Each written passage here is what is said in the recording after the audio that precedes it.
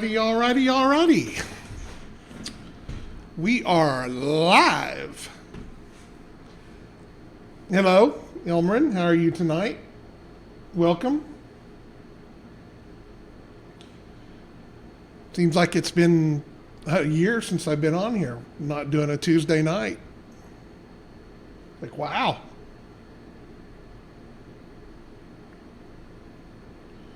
This once a week thing. Crazy. Hello, Kurgeran. How are you tonight?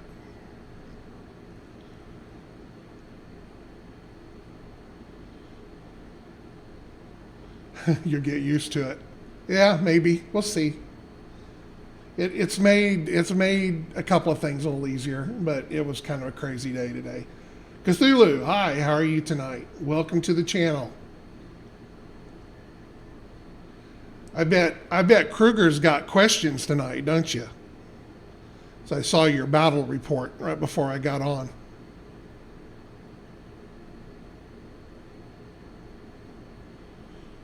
Yeah, well, any good CAV pilot is not going to let a sinus infection get in the way of defending his nation's honor.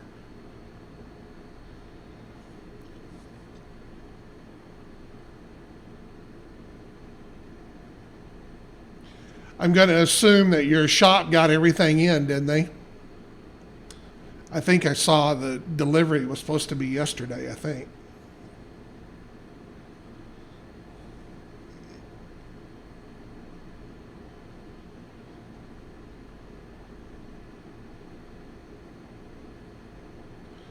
Well, and we'll talk about them a little bit. We can. Yours is a good example that we can kind of go over a little bit tonight.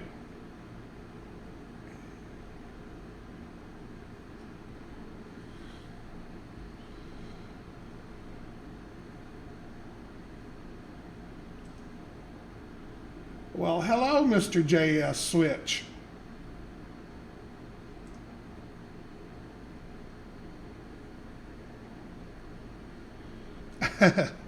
I need to email him. I forgot to email him. We were short one pack of heavy infantry for him. I think it's the 308 number, and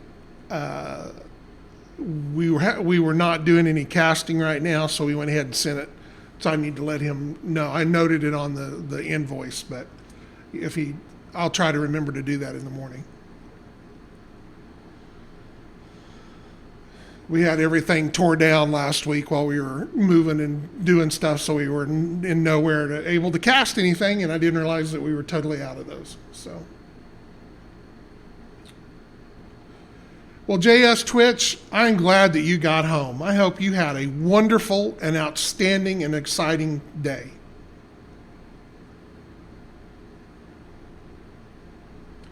Well, like I said, we'll either get it out to him or apply it to the next order or whatever, because we're actually we were casting them today, so we've got some other orders that they've come through on, so we'll get him all squared.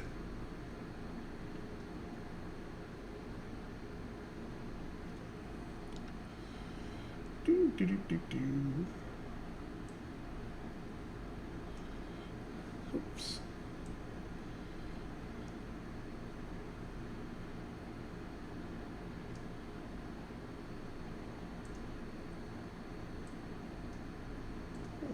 Let's see here.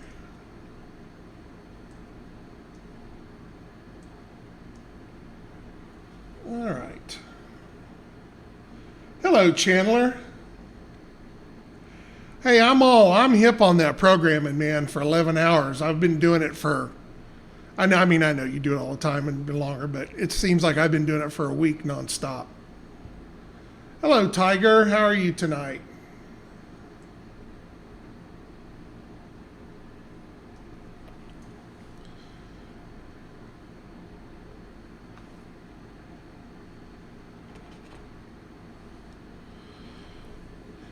I'm trying to put the finishing touches up on the Journal of Recognition website, and I'm in the process of coding in a search function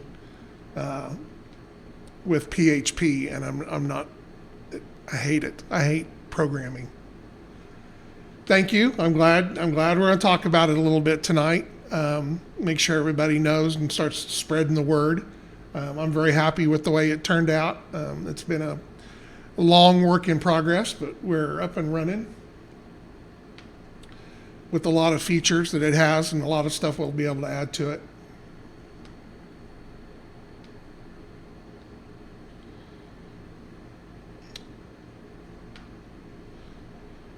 All right, so let's go ahead and get started for tonight. And like I said, one of the, let's see here, how do we pull that up here?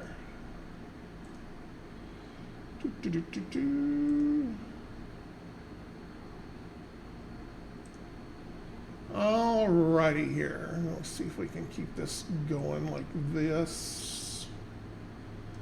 Does that make that go small on there?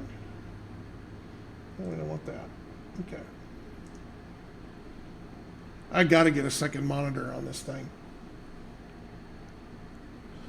All right. As you can see, if you've not seen the announcement, we do have our official forums up right now. They are at the talon-games.com site underneath the BATTLENET tab.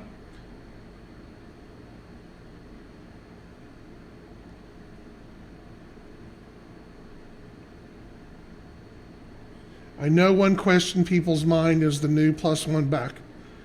There is not a +1 for back arc on indirect fire. That is a direct fire modifier only.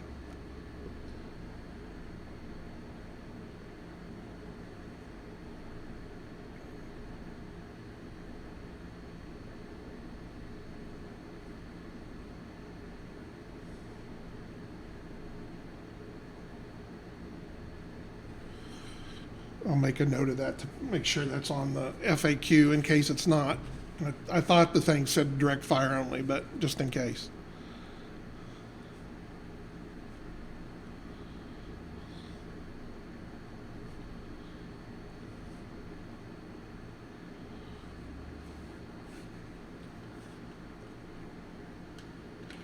Then it is.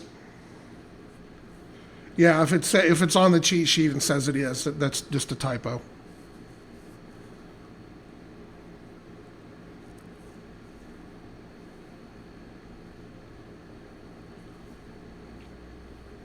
I guess. I don't know. I have to go back and look. I'm not making any more changes, so I'll look at the, let's see, let's go here. Let's pull up. Go to the Talon Games site, go to errata, go to rules. All right, let's see, fire.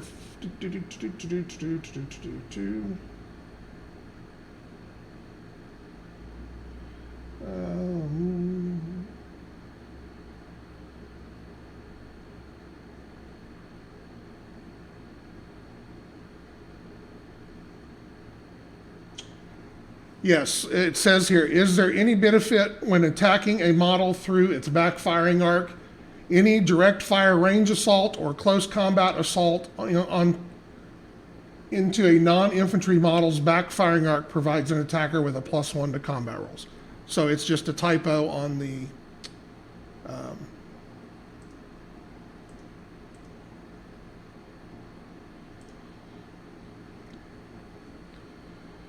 correct. Yeah, it's correct in the errata, but it is not apparently correct. So fix on cheat sheet.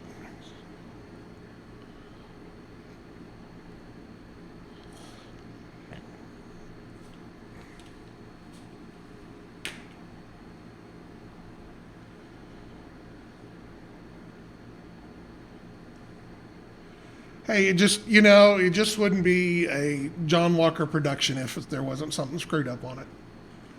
I don't want to never get everything fixed, because then that's probably when the world will end. I don't think you want that. I don't think you're ready for the world to end yet.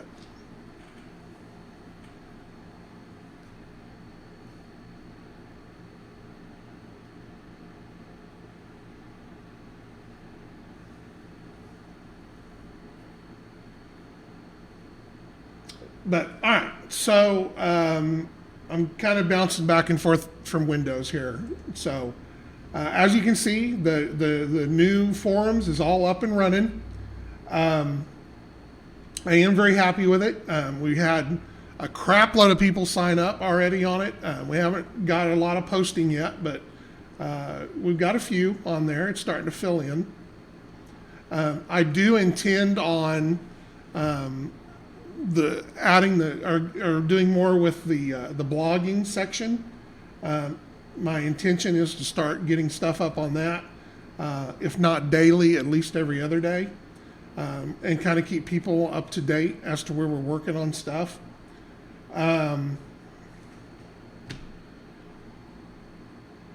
We got our first battle report today with Kruger. We're going to kind of go over some of his things.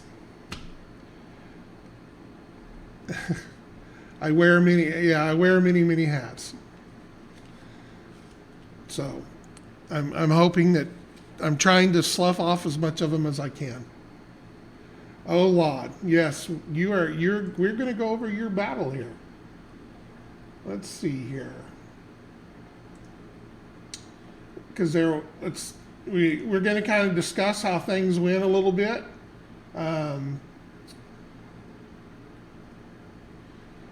The things with the cards and everything, we'll talk about that a little bit. But yes, you want to make sure the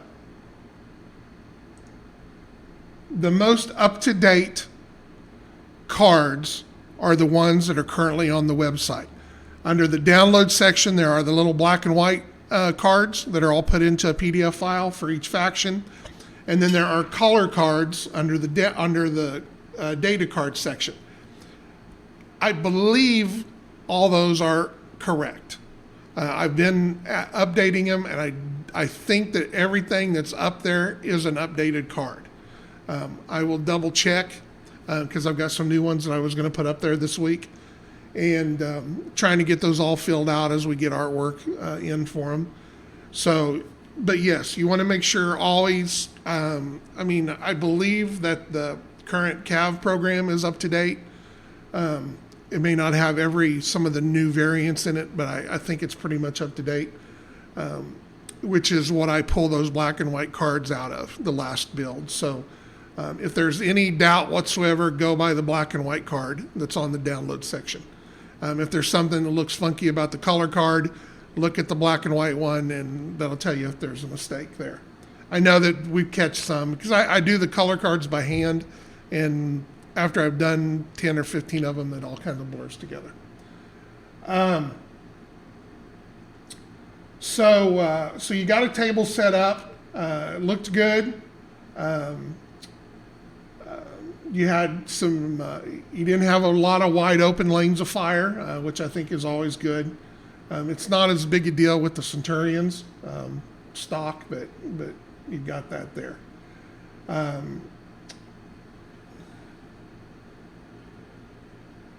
So turn one. So you were talking about the indifference in initiative. And you are correct, and that is intentional. It's if you decide to tie up more of your points into lesser units, you are giving up some of the initiative to the other side.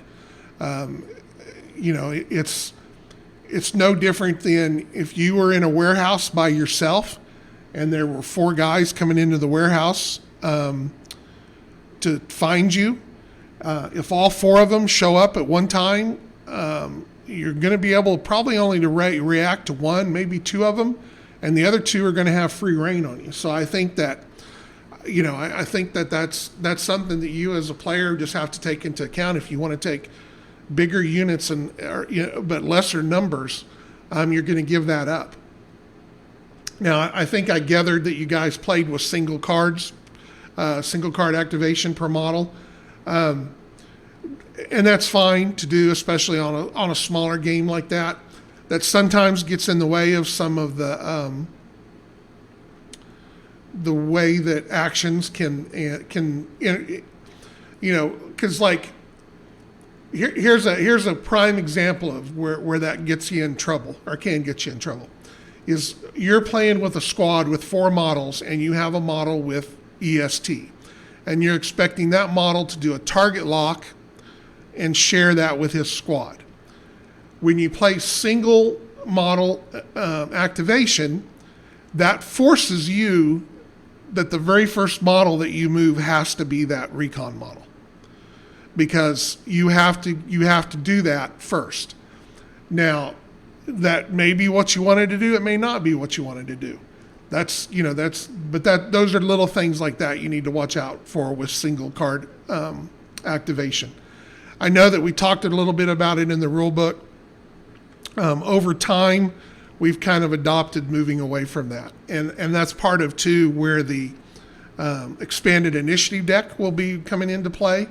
In this particular instance, with you playing a squad versus a squad, you would actually end up with 6 cards in your deck. You each would have a standard initiative card for your squad. Each squad would have a tactical card, and then each squad would have an event card. So anyway, in that way, it's easier to shuffle them up, and depending on how they spread out and everything, and that kind of will offset a little bit of the differences in initiative, as far as depending on if you have different deals or like that. So, like I said, if you're playing single initiative card, that's fine, but just remember some of the limitations that it can put in on the game. And that's really where that came from in the beginning, is we were trying to mitigate games like that, so that everybody didn't do or whatever like that. But over time, and as we played and we've talked to players and everything like that, I think playing it the way it's meant to be played works out in the long run for the sake of the game. I think it's more realistic in the nature of how the beast works, especially if they're off distance. It mitigates itself. If there's 4 of you on one side and 4 of you on the other side, of course, if you're playing single squad activation, all 4 of those guys are going to go at one time. So it makes winning that initiative a little more important. It makes recon squads a little more important, or can.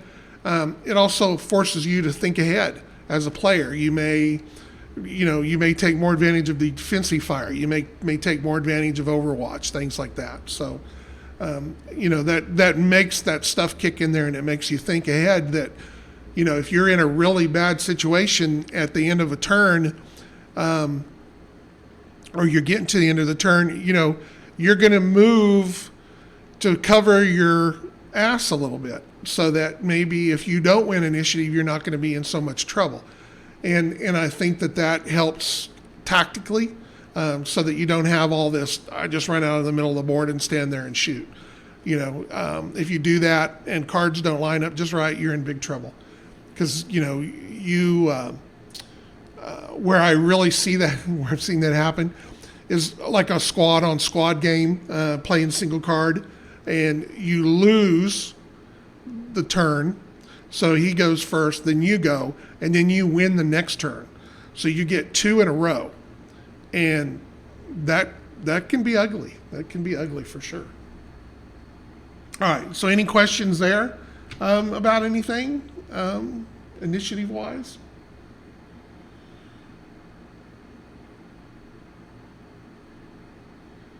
All right, so I think the next thing that you guys were discussing was salvo firing the PPGs, and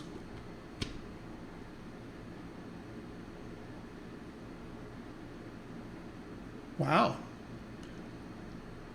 Even I guess that maybe was more of a dice roll since because you would have got a +3. Of course, that's offset by range a little bit. So,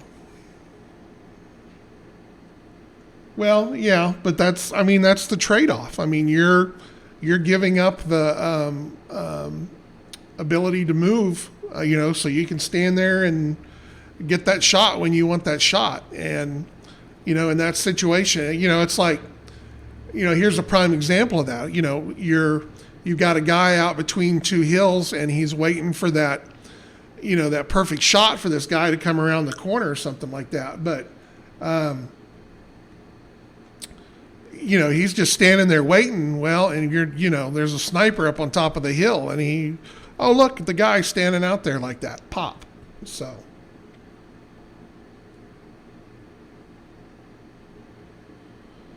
Margin success was 2. Yeah, that's hard on a high end before you kind of knock the armor around a little bit. Yeah, and you forgot to get the target lock when it was smart, so that would have helped too.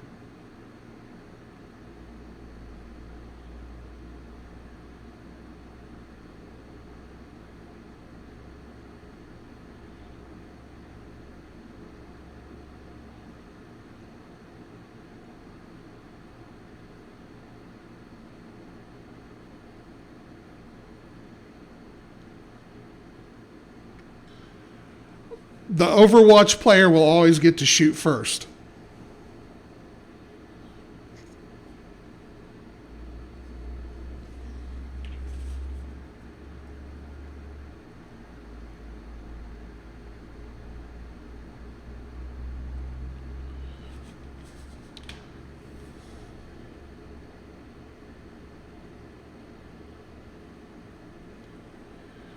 You are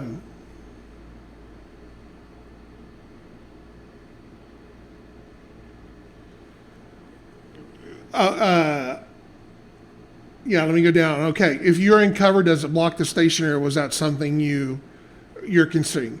It's not official yet. I'm still playing with the numbers.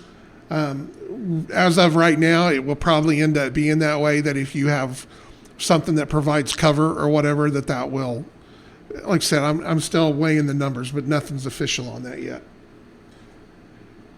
And it may be that nothing will come out until the rules of engagement book, because I've kind of promised everybody that I was not going to mess with errata anymore and change anything until we have a new, updated, everything in one section printed rule book section.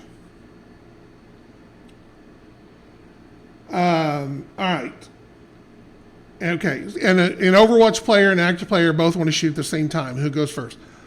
The Overwatch player will always fire first. So, because he is reacting to trying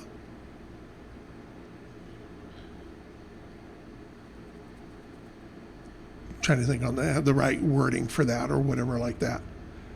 Other than, I guess I'd have to see the example. I guess if you're talking, if a player is just standing still and is activated, and then he says that he's going to fire, then the Overwatch player then declares that he's going to shoot. In that particular case, that would be the initial player that actually announced the shot with the activation. But as far as anything else, defensive fire or whatever like that, the Overwatch player will always fire first. It's in the order of who declares fire. So if your guy shoots first, and then your Overwatch guy is reacting to that shot, then he would go second. If you are doing something, then the Overwatch declares an attack, and then you declare an attack, then the Overwatch player will go first. So that puts it all in one deal. The first player that declares the attack will always shoot first. So that's a better question. A question that did come up was if we could walk the CAVs through the ruins.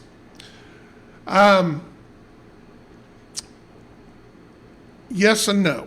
And this is one of those that we didn't go into super detail because this could get lost in the weeds really quick.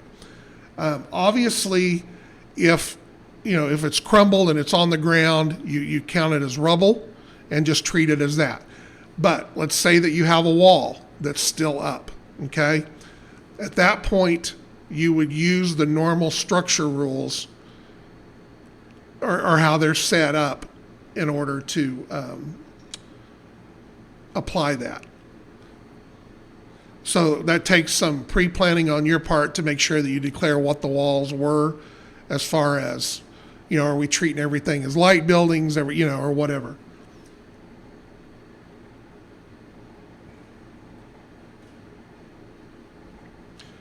Generally, I think on the light, this will be one. This will come up here on the. Let's go to the errata again, and we'll take a look at that. I guess I should have printed this out and had it in front of me. Rules here,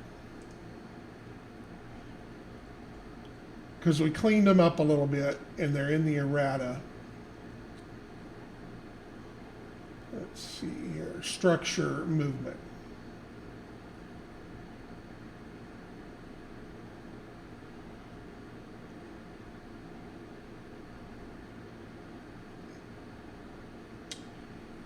Okay, so infantry is the only model type allowed to move into, through, or onto a structure freely, unless specifically designed to allow for other model types. So, if you say, hey, this is a hardened ramp or something. Infantry may also change floors. A model may not attempt to enter any hardened structures during play unless under their control, typically set up as a scenario description. All right, here's the section that's going to apply to you. CAV or applicable vehicle models moving into or through a non-hardened structure, unless otherwise noted in the scenario description, are subject to a close combat assault roll for each section crossed to avoid taking any damage. Structures use their current AV as their base for their close combat value. So in this case, let's say that this was a typical downtown area, so you could apply it as a commercial area. So if you move through that wall, then the other player would make a close combat roll 2d6 and add a 6 to that number. You could always also, rather than use the full number, say because they are ruined walls or whatever, you could say they're a 5. That's just something you'd want to set up for that scenario. And then you would make your roll as well. And because your numbers take into account your armor and everything like that. So, and then just do it like a normal close combat attack. So if you were to lose that roll, you would continue the move, but you would take damage doing it.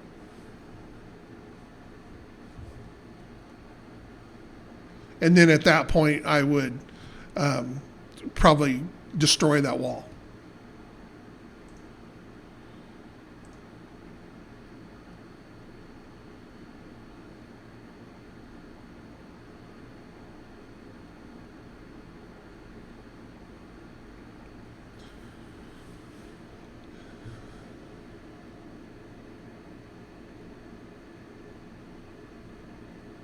Yeah, like I said, you can really get pulled down into the weeds with that kind of thing.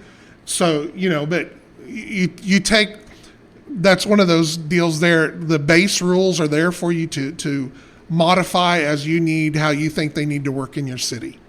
If they're really, really ruins and you want to lower them by 2 or whatever you want to do.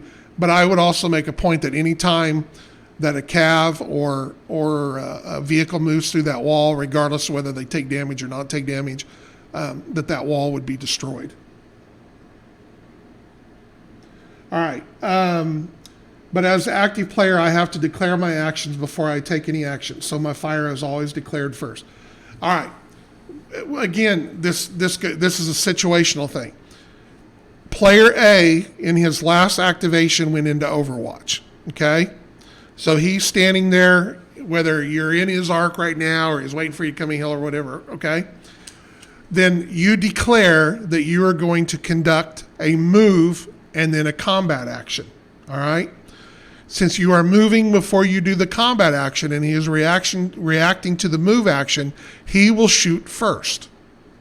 But if you declare that you are shooting and then moving, you would shoot first.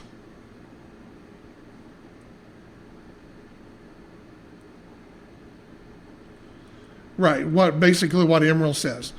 And that is another situation where it's very important for you to declare what you're doing in the order that you're doing it, because that does affect that. If you move and declare a move and a shoot, the Overwatch guy gets to shoot first. If you declare a shoot and a move, you get to shoot first.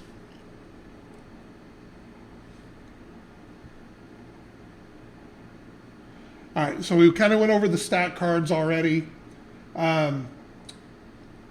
The overdrive rules we did modify. So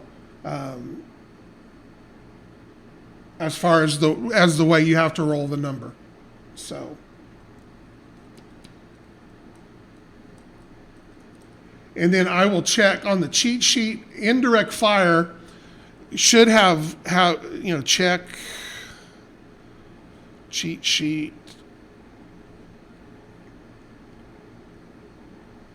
value numbers, strike point.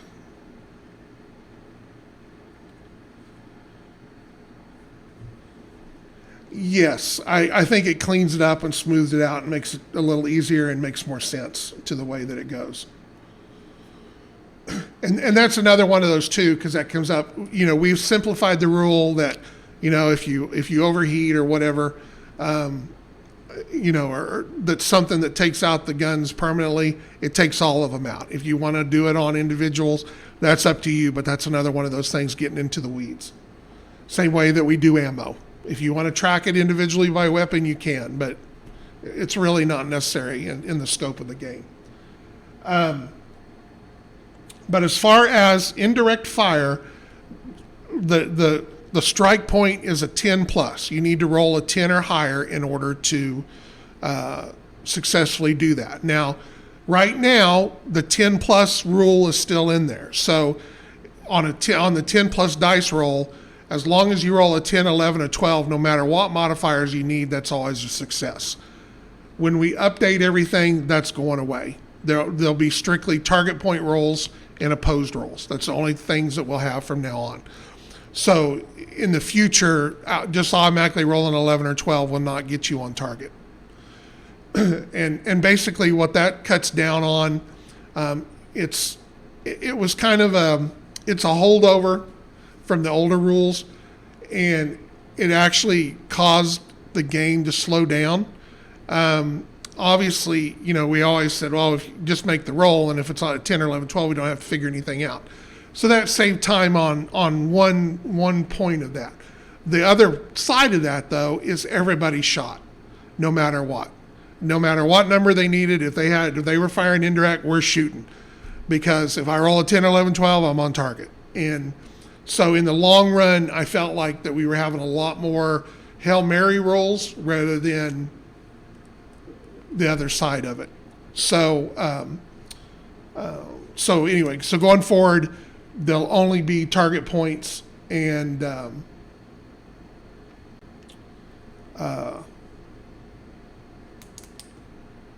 that stuff. All right. The cheat sheet shows indirect fire target point as 6. Well, I will check that, but that may be confusion on how I set it up on the interpretation.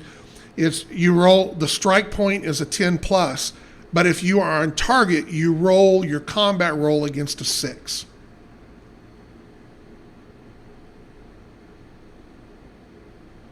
That's not what I said, Tiger. I said there won't be a 10 plus roll, which is an automatic roll if you roll a 10 or 11, 12. It will be a target point of 10. So you have to roll a 10, but if modifiers require you to need a 13, then it's an automatic failure. By the same token, if you need a 13 or 14, you can't roll 2 dice hoping that you get double sixes and get on the deal. If the numbers are impossible for you to hit, it is an automatic miss if you go ahead with the attack. Well, the second roll technically is a target point roll because your combat roll is always is a target number, your target roll against 6. But the way it's written in the rules right now, your strike point roll is first and requires a roll of 10 plus, which is one of the type of rolls that are defined in the rules. Which a 10 plus roll is, no matter what you need to hit, if you roll a 10 or 11 and 12, it's an automatic. Okay?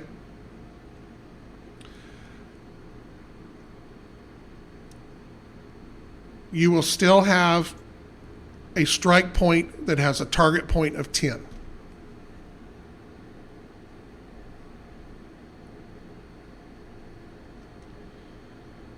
Right. As of it right now, you have a strike point roll, which requires a 10 plus roll, and then you have a target point roll for the combat roll of 6 or better.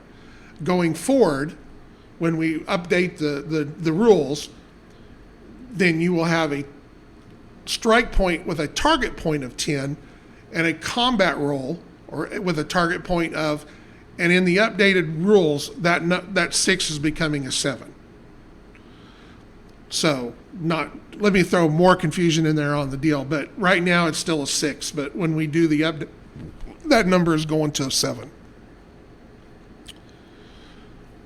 Because all the base rolls for the target points for indirect or direct fire range bands are also changing a little bit. Right now they are 6, 7, 8, and 9, I think, is what they are. And with the update, they'll become 4, 6, 8, and 10. So you'll be good on the light end, but the extreme roll is going to go up a little bit.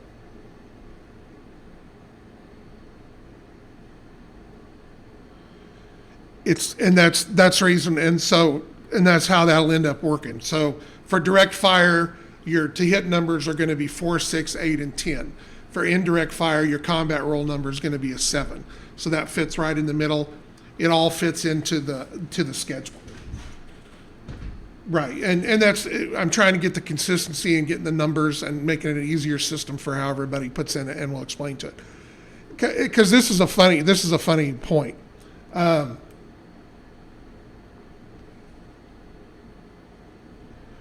So a point blank target locked back arc Kestrel is going to just be rolling margin. Oh yes, he'll still have to roll because double ones are an automatic failure. But yes. If you let somebody do that to you, then you deserve to get what you get. Yes, auto ones are an automatic or a critical failure. Double sixes are a critical success. Critical failures is you fail at everything. Critical successes allow you to roll 1d6 extra. When I originally, and here's kind of a side story, kind of a funny story about it, is when I originally wrote this version of the rules, those were the actual range numbers, 4, 6, 8, 10, and 7 being for indirect fire. At the very end, I chickened out because, of course, in battle, and there's a reason why you use these numbers because they're great numbers. BattleTech to hit numbers for short, medium, and long range are 4, 6, and 8. So I talked myself into not to use those numbers because everybody else swear up and down you're just copying the BattleTech numbers. So I changed them and that's what I did. I shouldn't have. I wish I hadn't have, but hindsight is always 20/20. So after more playing and seeing people and trying to get numbers straight and working with odd numbers and things like that, it's just going to be an easier way to do things.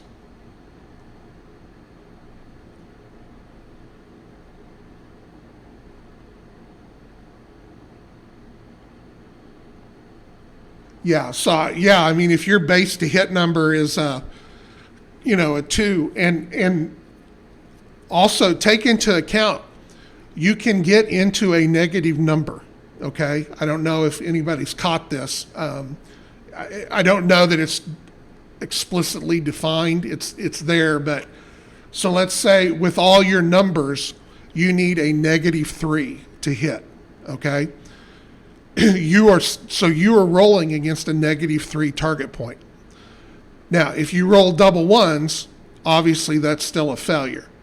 But in the case of, let's say you roll a 3 against a -3, you actually have a success of 6. Or 6 or 7, however, wherever that fits. I have to do the math, but yeah, you're always going to need to roll a 3 or better. But you take that number from the base to hit number. So if you end up with a -3 to hit, so you got -3, -2, -1, 0, 1, 2, 3. So if you roll a 3, right, that'll give you 1, 2, 3, 4, 5, 6, a +7. Am I doing that right? I think, don't you count zeros when you're counting from negatives up? Anyway, however you figure the count, it's either a plus, yeah, it should be a +7. Yeah, so if you need a -3 to hit, and you roll a 3, then you actually have a +7 margin of success.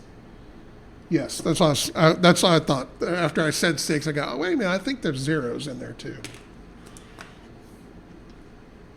And I've seen some of those numbers come up like that before. And I don't know that I've ever seen a -3. I know I've seen like a -1 or a -2, and somebody rolls like a 9 or a 10. Oh God, it was a huge hit.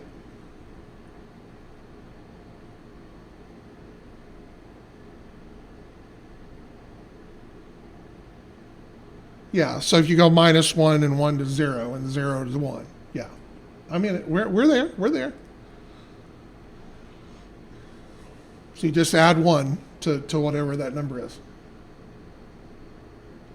Yeah, John, remind me to put Kestrels in my next order. Yeah.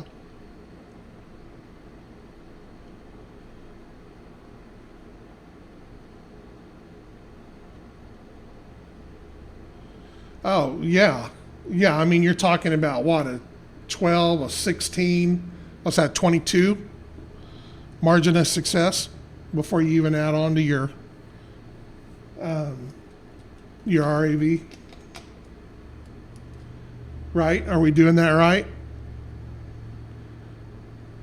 12 and the 3 is 15, then +1 to make 16, and then the 6 would be 22. 10 plus is still just 3 points in a crit roll. Yes.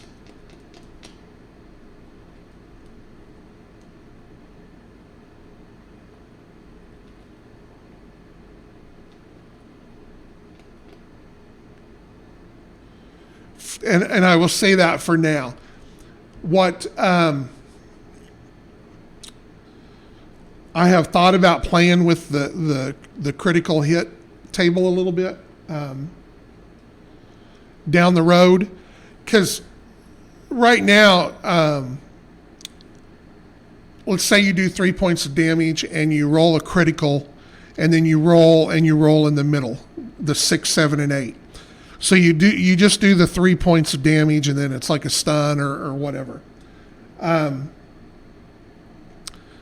There's a part of me that down the road would maybe make those numbers a little different. So like, a 7 would be 4 points of damage. A 6 and an 8 would be 5 points of damage. But they would just be damage as opposed to automatic stuns or whatever. And then the other things would remain their same. You would take 3 points of damage plus the effect that you get. I never liked 6, 7, and 8 being... You're not really rewarded for getting a critical. Obviously it's an automatic stun or whatever, but you get those without even rolling a critical. So and I think it's an automatic knockdown or something too. But I don't know. And it may be that I won't do anything different. It's just something I thought about. Plus, your opponent has to buy you a beer. Yeah. But I just thought that would make that 6, 7, and 8 a little more nicer. So, as opposed to just being the 3, and that way that'd get a little more damage out there. So you could doing 4 or 5 points would be you're being. I think it's a better reward for getting the critical numbers. Part of that I think was Wade originally. Obviously we played a lot of games and we did things and stuff like that, but you never know when you let the baby out in the world, how many times criticals are going to be there. And I was always worried that criticals were going to be a high thing that happened a lot. And I didn't want that to be that way. I didn't want you always, and that's the reason why it's kind of double stepped as opposed to, like in BattleTech, if you roll double 6s, it's a headshot, and most of the weapons kill with a headshot. I didn't want that. It's a 2-step process. So, the only way you can one-shot somebody is get a critical and then roll, double 6s.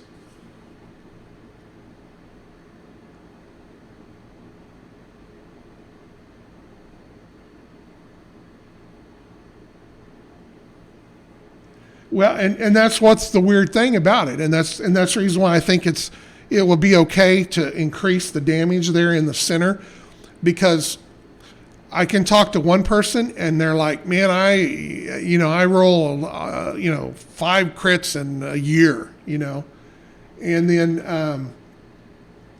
I talk to somebody else and they're rolling 2 or 3 crits a game. So it's just the dice. It's the weird to go. I want criticals to be special. I don't want them to be the, you've got to earn them. You're not going to get them generally right off the bat. There's none of this.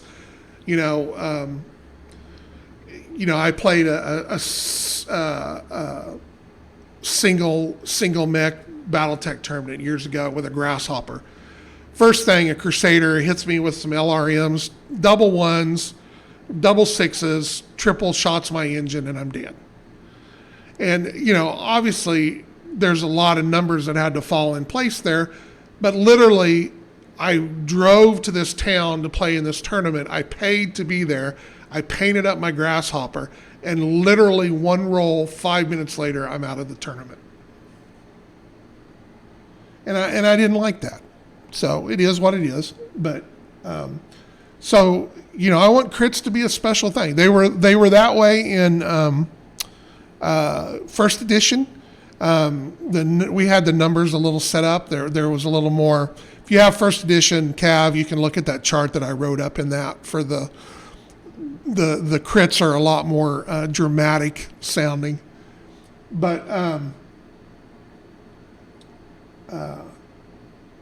But that's the way I wanted it, and that's fine, Dave.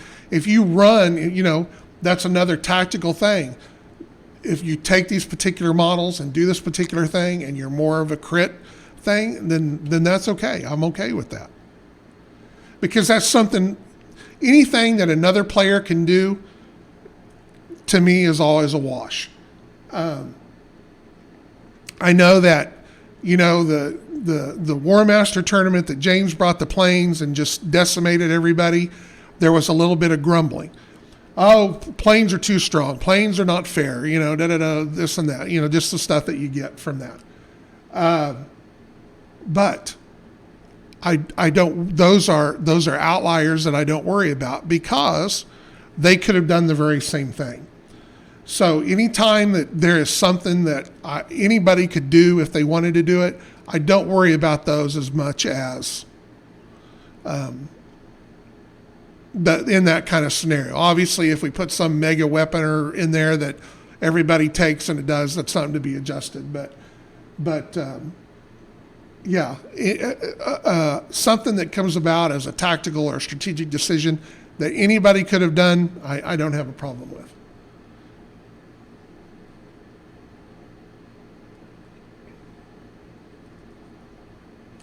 Yeah, heavy max with Blaster 2. Yeah, when you're getting a pluses on 9, 10, 11, and 12s. Yeah. Now, and then imagine this going forward, okay? In that particular deal. I'm not saying that we're going to do that, but with the essay that I was talking about, right now we're just calling it amped. I don't know what that's going to be. But let's say that you played that we had a new model that had a single heavy Mac, but they paid for 4. So instead of what's a heavy Mac normally? Is it a 7.3, I think? So let's say the original heavy Mac is 7.3. So, but he paid for 4 Macs, and he's only carrying the 1. Yeah, 8 if piercing. That's why the piercing was, I was trying to, the 8 number. So you could literally have a Mac on a model that was 10.6. So roll that dude with Blaster 2.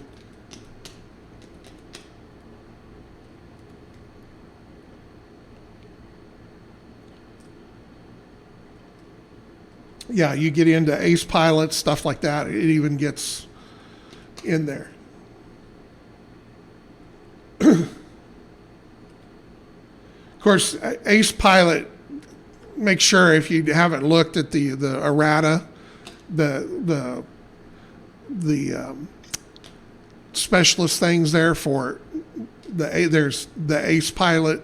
The Ace and the Veteran have become better pilots, and now there's Sharpshooter and Marksman, I think, that give you the plus for the shot. So,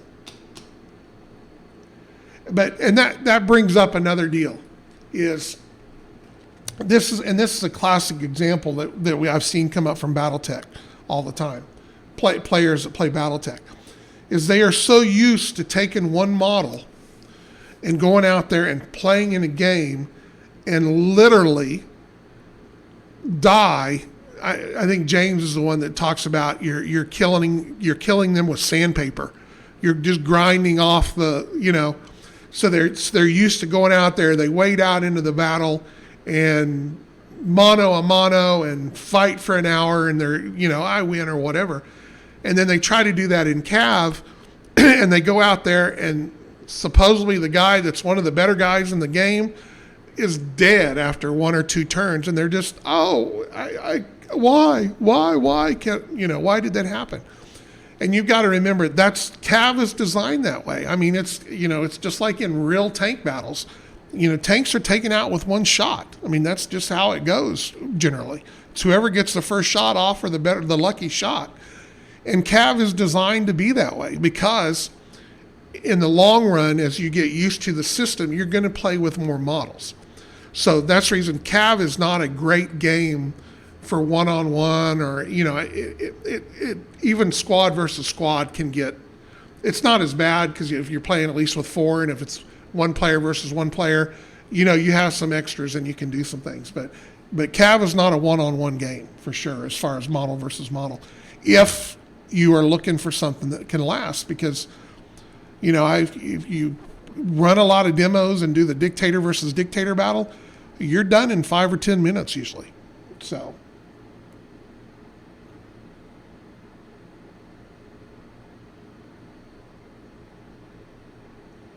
New Ace Pilot boosts their pilot rolls. Does that count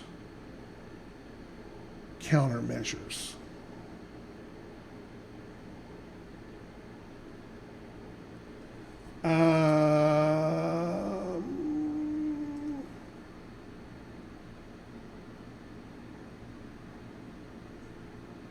Let me go here. I'll have to go back and look at it.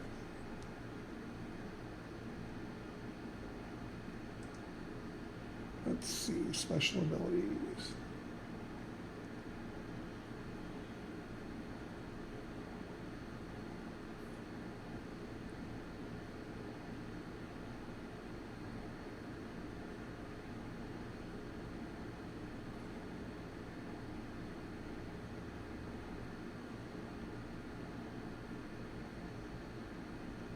Now, are you talking about true countermeasures, the SA, or are you talking of countermeasures as part of ECM or APA for the opposed role?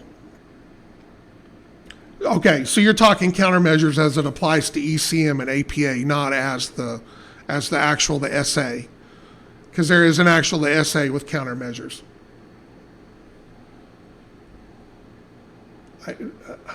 I don't think that there's that piloting skills involved in that, is it?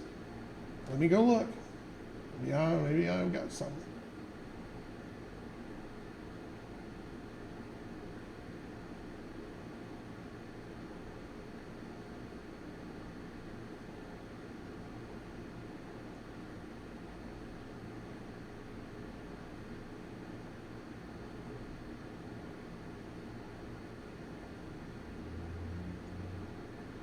Yeah, I don't see on point defense anywhere that comes into play. Where's the countermeasures essay here? I know there was some clarification to them, but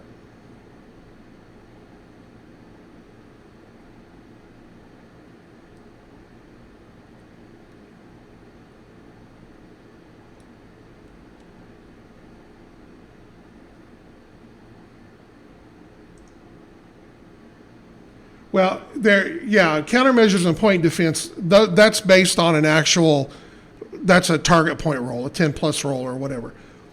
But anytime that you make an opposed, any roll that you would normally add your piloting to, then you get to add that ace to it.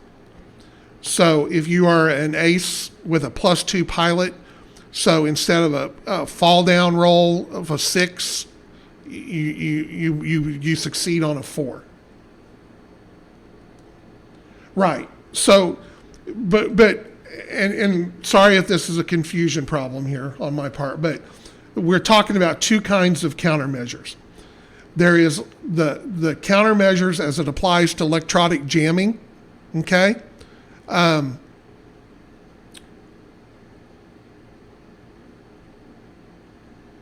And there is an actual SA that is called countermeasures. So when we're talking about electronic jamming countermeasures,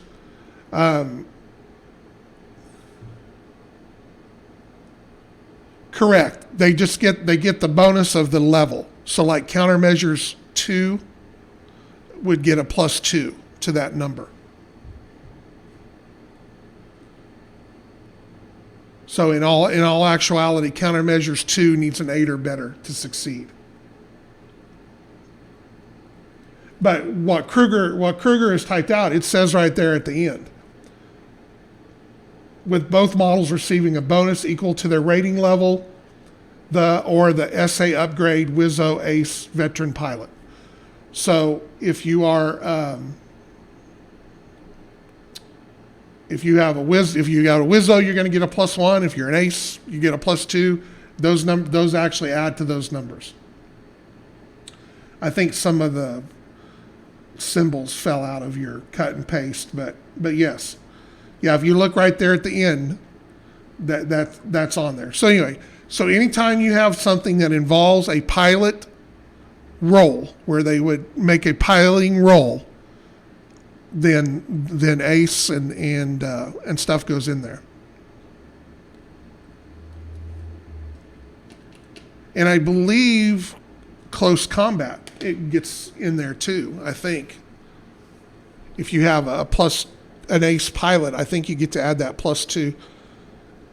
Maybe. I'll have to go and look. It may have just got changed to the gunner side of it, but it gets one or the other. Right, close combat is an opposed roll, but do they not get to add their... Let's see here, close combat.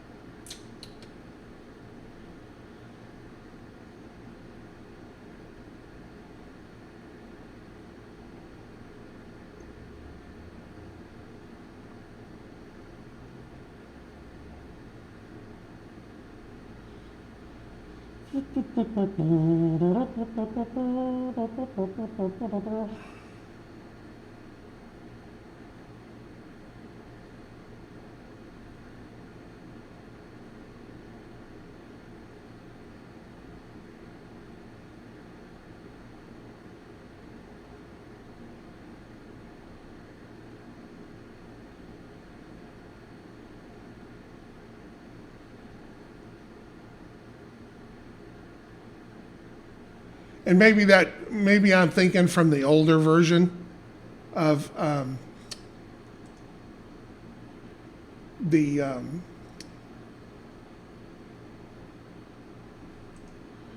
the way it used to be. Because I think originally,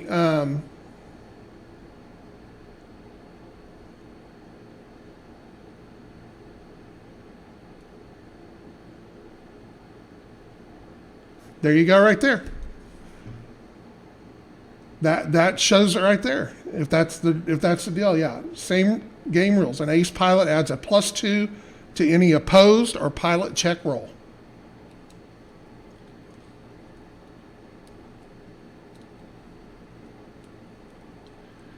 We kind of started off, we were kind of going over the new forums and making sure everybody knew that they were out there. And we want everybody to tell everybody, because I really want to make that a central point. I love Discord. I love Facebook. I love all these different things. But there's so many things and so many different areas that I'm missing because I don't know it. I didn't get to it this week or whatever. So anyway, with the forums, I've got one place that I will always check daily for the most part. And that way, if I miss something somewhere else or whatever, if you get it on the forums, it will get my attention no matter what.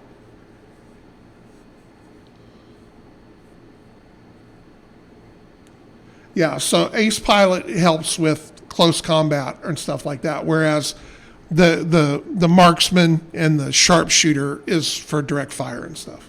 So, all right. Well, we have reached the witching hour.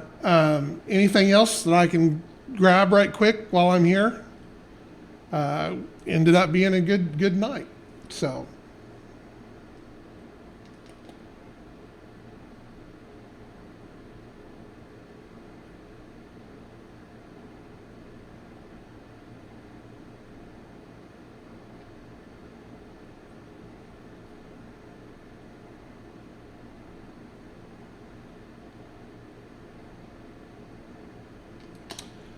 Right. No. Yeah.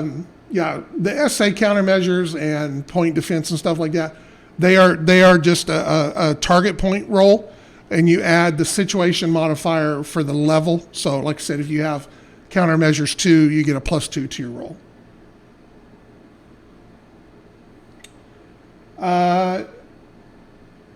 John Con.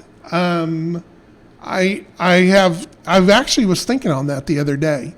I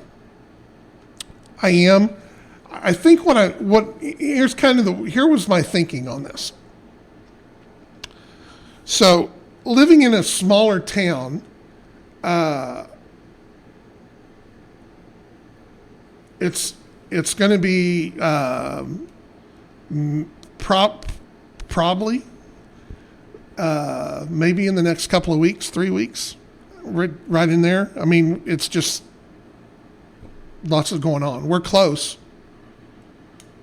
So I know that once we get a little harder with the date, we'll start putting a pre-release sheet up to show you what's new, what's coming out.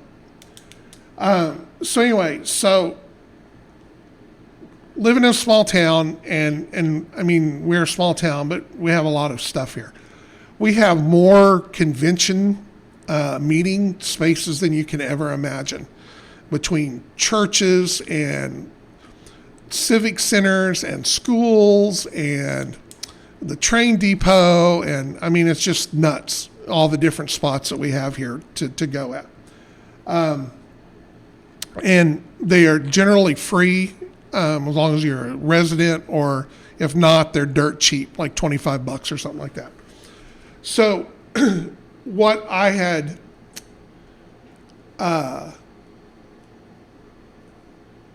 no, I'm sorry. I'm a one train deal. I get to looking at stuff and it all gets in there. So here's what I know that the first virtual con, when James was here, we talked about new things that we're doing here around the shop.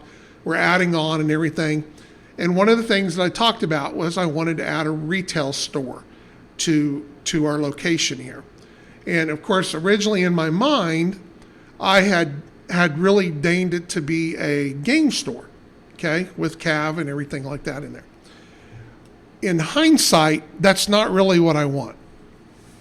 And this came up in my thought pattern the other day, is I don't want to be a full service game store. Okay, I don't want to be the game store where you come to buy Games Workshop or whatever, stuff like that. And part of it kind of came from Kruger's, the place that he plays in Ohio. That kind of got me thinking in that direction too. Is I think what I want to do is I want a game club. I want to have an area where local people can come and play, and they can play whatever game they want to play. We're not saying you have to come and play CAV or whatever.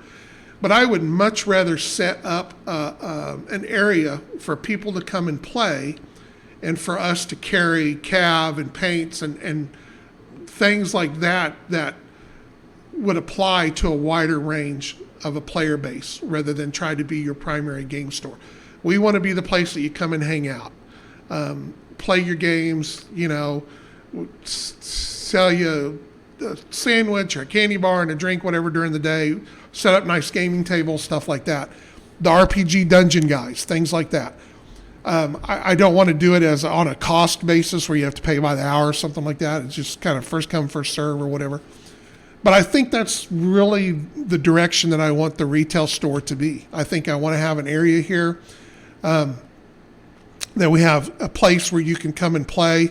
In my mind, it's going to kind of have an open room for wargaming and stuff like that. Maybe a couple of side rooms that are kind of tricked out for role playing and things like that. And be more than that. Be more of a hangout spot for people in our area to come and play, because we really don't have anything like that. And the one of the stores over in Wichita,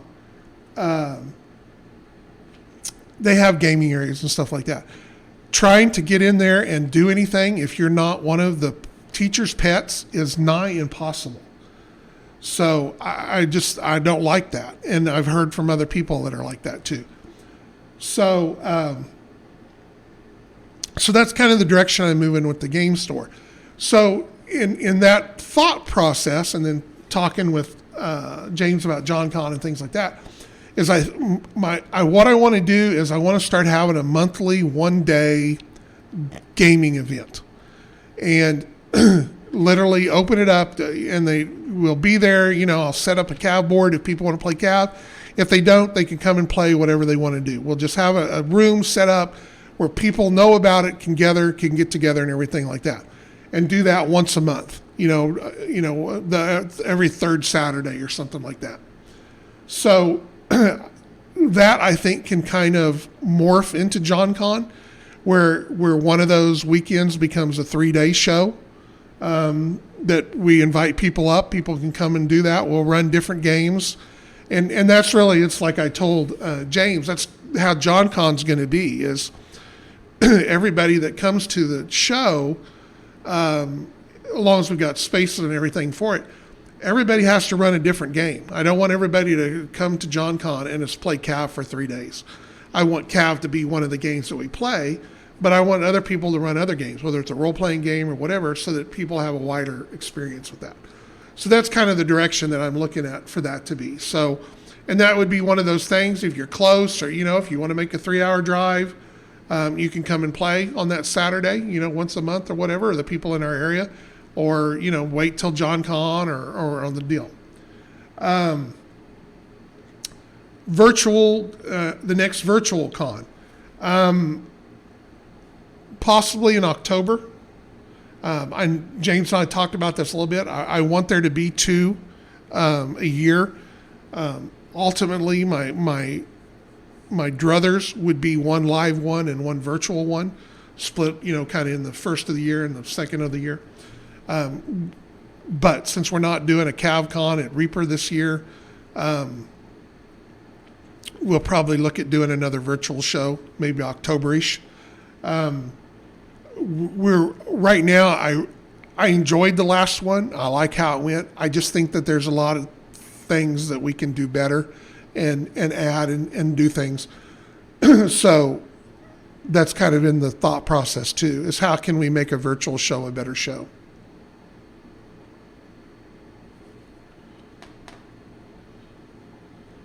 All right, so I have about talked myself out.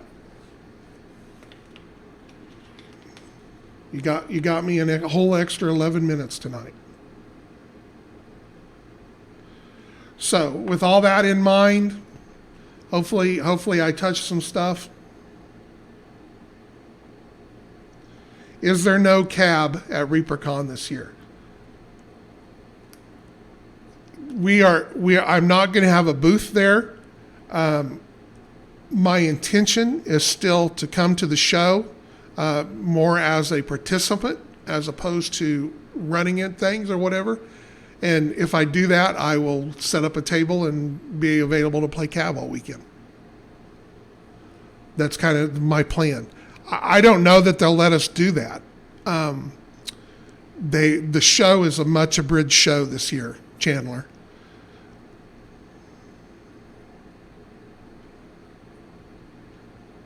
I don't know that there'll be space for things, but we will certainly try. But that's my thought process right now. I have not canceled my reservation for my room or anything, but I will not have a dealer's table there. At this point, I don't know. You know, between now and then, you never know. Something may change. But as of right now, I will not be attending as a dealer. Unless something else happens, I do plan on attending as a participant, as a player, just like you. And we will set up a table and we will play CAV, paint CAV, talk CAV for 3 whole days, 4 days, whatever it is. So don't despair. We will do something, Chandler, I promise. All right. So I am hasta la vista. I will talk to you guys later. Make sure Saturday, Chris is, well, thank you, Hobby. I appreciate it. Will be, and I'm giving you a little sneak deal. I haven't talked to him yet about it, so he may decide to shoot me for saying this. I have been sketching up the new version of the Scorpion and the Spider, and there's a possibility that Chris could be working on those this weekend. Not saying 100% sure, but maybe you'll see a couple of new quads coming down the pipe. I thought that would give you a little something happy to leave it with. Like I said, I haven't officially told him yet, so we'll see how that rolls. But I know that he's done with what he was working on from Saturday and stuff. So when you see the order sheet come out and say, "Hey, Spathas are for sale,"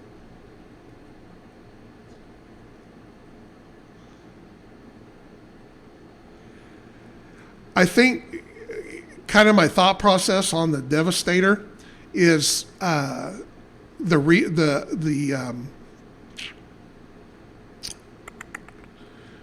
is the Rocks quad that we borrowed the name for? I forget what it is, but I think that Rock quad would make a good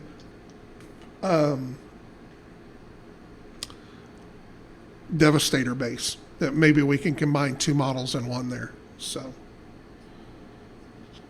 anyway, and luckily a lot of this, now that I've got the forums, a lot more of this stuff that got posted over here, posted there, was out 6 months ago, will start being more in a centralized location where you can find a lot of that stuff. So anyway, all right, good night, or I'm going to keep talking all night. So take care. I appreciate you guys as always, and we will talk at you later.